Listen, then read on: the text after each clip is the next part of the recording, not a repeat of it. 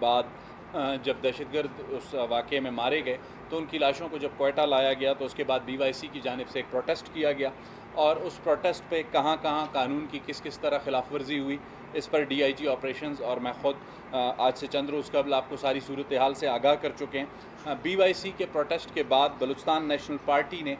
जो है एक कॉल दी लॉन्ग मार्च की, और लॉन्ग मार्च जो है वो वर्ड से क्वेटा की तरफ आया। और इस बात का भी जिक्र पहले प्रेस कॉन्फ्रेंस में हो चुका है कि इस लॉन्ग मार्च के क्वेटा पहुंचने की सूरत में कुछ सिक्योरिटी ख़दशात थे जिनको तक़वियत दी उन वाक़यात ने जो कि डबल रोड पर और लकपास पर हुए।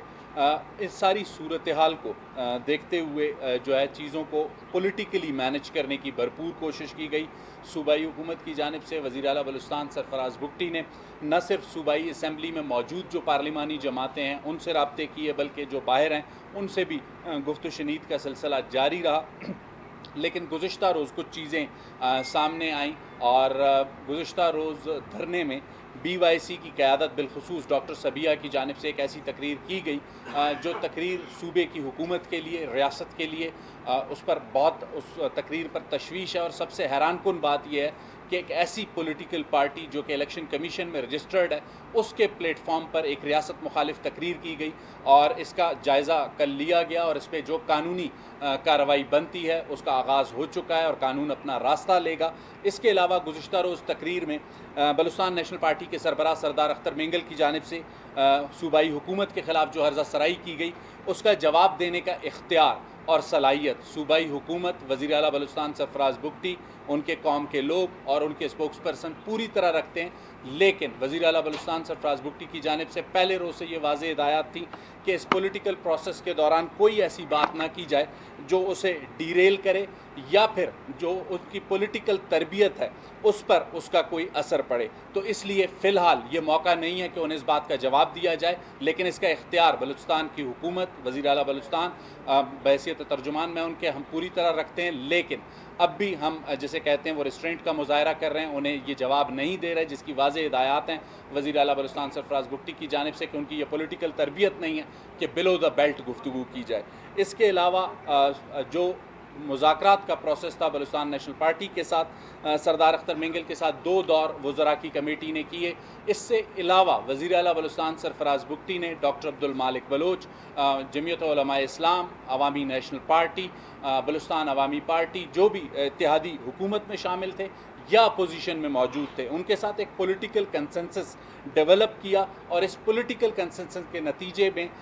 जो वज़रा की मुज़ाकराती कमेटी, जैसे सरदार अख्तर मेंगल अपने दावे में कहते हैं कि बेख्तियार थी, उसे जो इख्तियार दिया उस इख्तियार के तहत सरदार अख्तर मेंगल के 3 बड़े मुतालबात थे, जिनमें सबसे बड़ा मुतालबा BYC की क़यादत या डॉक्टर महारंग की रिहाई थी, जिस पर सूबाई हुकूमत का मौक़िफ़ वाज़ेह था कि अदालतें अगर उन्हें रिलीफ फराम करती हैं तो सूबाई हुकूमत को कोई एतराज़ नहीं होगा। दूसरा, उनका क्वेटा की तरफ मार्च का जो मुतालबा था, सूबाई हुकूमत ने उस पर उनसे डायलॉग किया और डायलॉग के नतीजे में सूबाई हुकूमत ने पॉलिटिकल पार्टीज़ की मशावरत के साथ ये फ़ैसला किया कि शावानी स्टेडियम सरियाब रोड तक उन्हें आने की इजाज़त दी जाएगी, जिसे उन्होंने तस्लीम नहीं किया। वो इस बात पर बज़िद हैं कि उनका धरना रेड जोन में होगा, जिस मुतालबे को तस्लीम करने को हुकूमत तैयार नहीं है। हुकूमत का इस पर वाज़ेह मौक़िफ़ है कि बलूचिस्तान में किसी भी शहरी या सियासी जमात या गुरोह का पुरअमन एहतजाज हक़ है, लेकिन ये एहतजाज किस मकाम पर होगा, कितनी देर के लिए होगा, इसको मैनेज किस तरीके से किया जाएगा, ये डिस्ट्रिक्ट एडमिनिस्ट्रेशन का राइट है, तो उस राइट को हुकूमत एक्सरसाइज करना चाहती है। सरदार अख्तर मेंगल को मुज़ाकराती कमेटी की जानिब से जो ऑफ़र की गई है, हुकूमत बलूचिस्तान अब भी अपनी उस ऑफ़र पर कायम है। अब मज़ीद जो भी इस पर फ़ैसला करना है वो सरदार अख्तर मेंगल ने करना है और बलूचिस्तान नेशनल पार्टी ने करना है। लेकिन साथ में उन्हें ये याद रखना होगा, जब वो लॉन्ग मार्च को दोबारा क्वेटा की तरफ लाने का ऐलान कर चुके हैं तो वाज़ेह तौर पर उन्हें ये पता होना चाहिए कि सूबे में इस वक्त भी दिफा 144 नाफिज है। पॉलिटिकल रिस्ट्रेंट का मुज़ाहरा सूबाई हुकूमत की जानिब से किया जा रहा है, लेकिन अगर उसकी खिलाफ वर्जी की कोशिश की जाएगी तो कानून अपना रास्ता लेगा। कोई सवाल यार, ये जैसे भी आपने फरमाया कि अभी सरिया में इनको इजाज़त दी है शावानी स्टेडियम में, अगर वो 6 मार्च को उन्होंने डेडलाइन दी है कि अब 6 मार्च को लॉन्ग मार्च करेंगे, अगर वो यहाँ पर आते हैं रेड जोन तक, तो हुकूमत क्या एक्शन लेगी उनके खिलाफ? इरफान, देखें, हमने उन्हें इजाज़त नहीं दी। पॉलिटिकल डायलॉग के दौरान एक ऑफ़र की है और उस पॉलिटिकल डायलॉग के दौरान उस ऑफ़र को उन्होंने तस्लीम नहीं किया। वो बज़िद हैं कि उनका एहतजाज जो है रेड जोन पर होगा, और रेड जोन को यरगमाल बनाने की सिविल सेक्रेटरीट हो, चीफ मिनिस्टर हाउस हो, हाई कोर्ट हो, बलूचिस्तान असम्बली हो, उसकी इजाज़त पहले भी नहीं दी गई, अब भी नहीं दी जाएगी। अच्छा सर, ये बताइए कि आपने अख्तर मेंगल से जो बातचीत कर दिया, मारंग जेल में है, उससे कोई मुज़ाकरात हुए किसी? मेरी इल्म के मुताबिक अभी तक किसी भी वज़रा की कमेटी ने या हुकूमती सतह पर उनसे कोई डायलॉग नहीं हुआ। शाहिद साहब, ये बता दें अफगान महाजरीन के हवाले से कितने अफराद गिरफ्तार हुए हैं, क्या फैसला किया गया है, क्योंकि डेडलाइन जो है वो ख़त्म हो गई है। अफ़गान माजरीन के हवाले से वफाकी हुकूमत का, वफाकी काबीना का जो फ़ैसला है उस पर मनवान अमल होगा, और इस वक्त गुज़श्ता रोज़ कुछ चीज़ें सामने आ रही थी, कुछ अदालती कार्रवाई का, तो उसको सूबाई हुकूमत देख रही है, लेकिन जो भी फ़ैसला वफाकी हुकूमत का है, सूबाई हुकूमत उस पर अमल करेगी। सर, 9 रोज़ से कौमी शराबबंद है कोयटा कराची, इसको क्लियर कराने के लिए सूबाई हुकूमत क्या इक़दाम? देखें, सूबाई हुकूमत का पहला कोशिश थी कि पॉलिटिकल डायलॉग से इस मसले को हल किया जाए, और अब भी वही कोशिश जारी है, और उम्मीद है कि पॉलिटिकल डायलॉग से ही ये मसला हल हो, लेकिन इसके लिए फ़्लेक्सिबिलिटी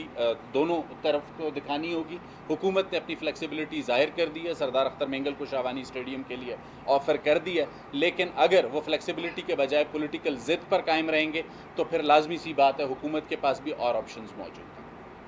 या दूसरी शाह साहब, ये मुझे बताएं, BYC जो है वैसे रजिस्टर्ड नहीं है, इसको आप क्या समझते हैं कि ये सियासी पार्टी है या समाजी कोई ऐसा वो है, क्या है इसके खिलाफ आप कानूनी कार्रवाई क्या कर रही है वो सूबाई? देखिए, ये सवाल हमारे सामने भी मौजूद है और आपके सामने भी मौजूद है कि BYC क्या है, और इस सवाल का जवाब मीडिया को BYC से लेना चाहिए, और BYC ख़ुद इसका जवाब बेहतर दे सकती है। हुकूमत इसके मुतालिक कोई फ़िलहाल राय नहीं देगी।